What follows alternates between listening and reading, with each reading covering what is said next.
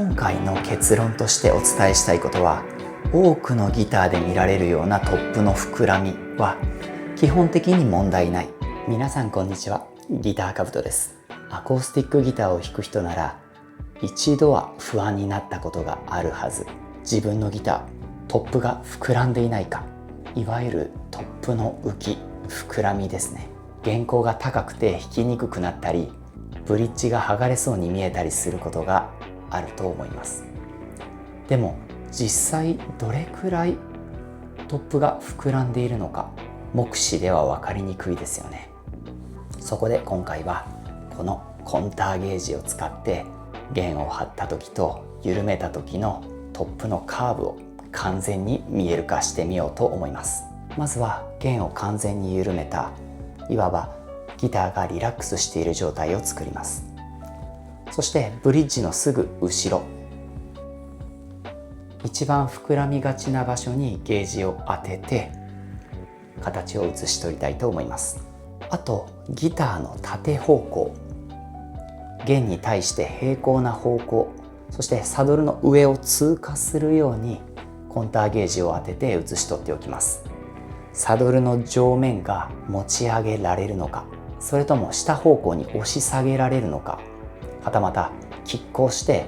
上下方向には変わらないのかを見ていきます。今回いくつかのギターでこの方法でトップのカーブの状態を見ていきたいと思います。このチャンネルではアコースティックギターや関連機材、そしてマニアックな調整についても取り上げています。よろしければ高評価、そしてチャンネル登録もお願いします。では弦を完全に緩めた状態からコンターゲージをこの辺りに当ててトップの膨らみを写し取っていきます。ロ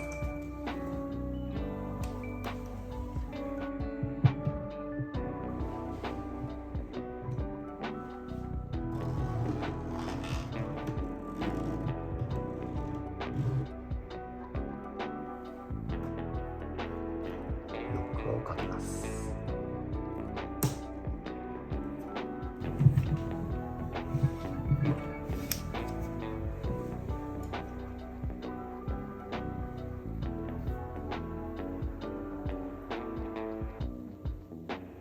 これを画用紙に写し取っていこうと思います。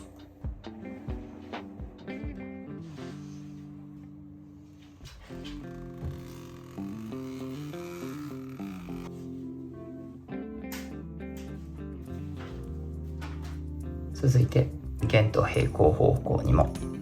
コンターゲージを当てていきます。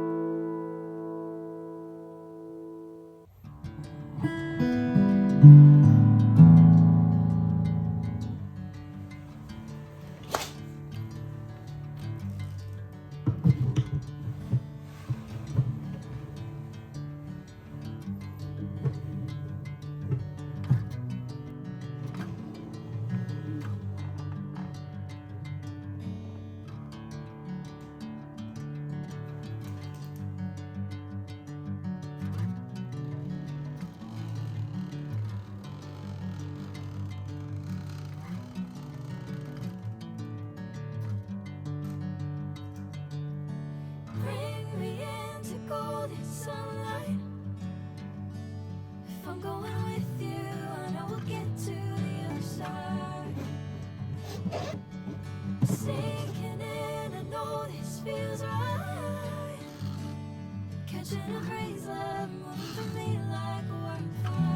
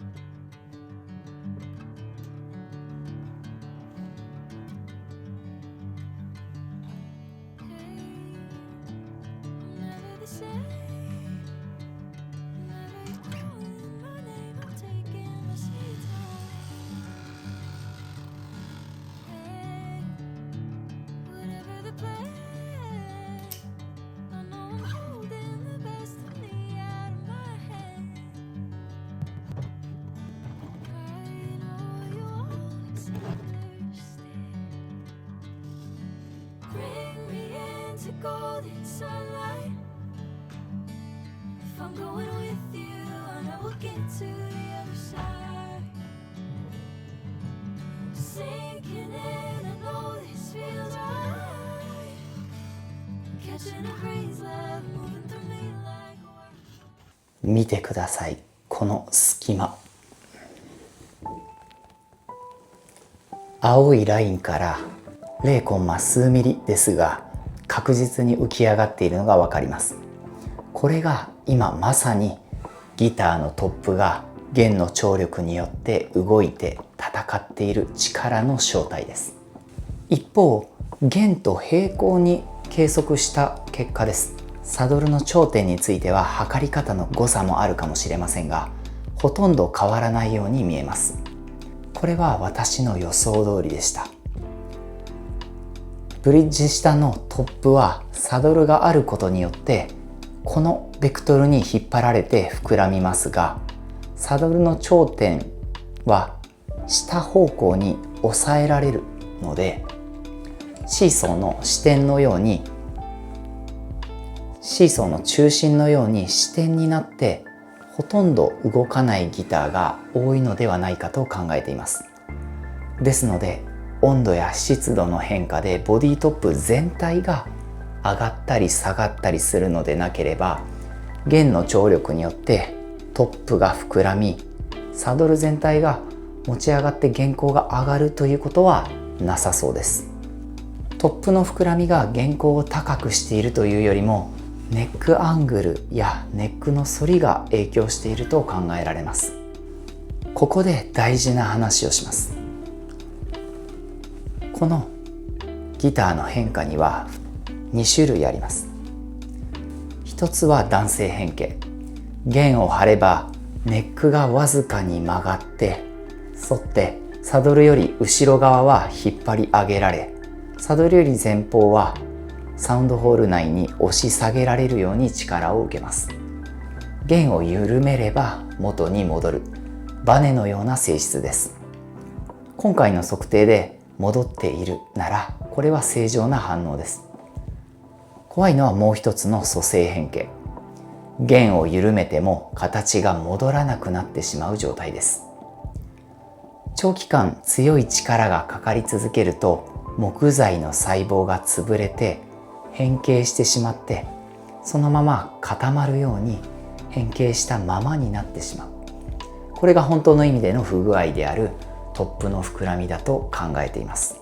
ではどこまでが許容範囲なのか。目安は2つです。弦の張力によってトップが浮いてブリッジ付近に湾曲が見えていても、トップ両端をつないだ線から2ミリ程度のアーチであれば問題ないと考えています。また今回の私の計測結果からも、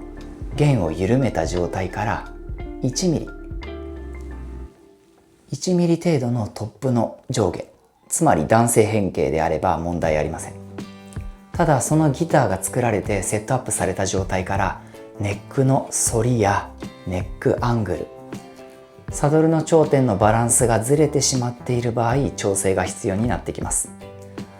また何十年か前のギターはもともとのネックアングルが浅くて弦高が高い設定である場合があります。この2ミリの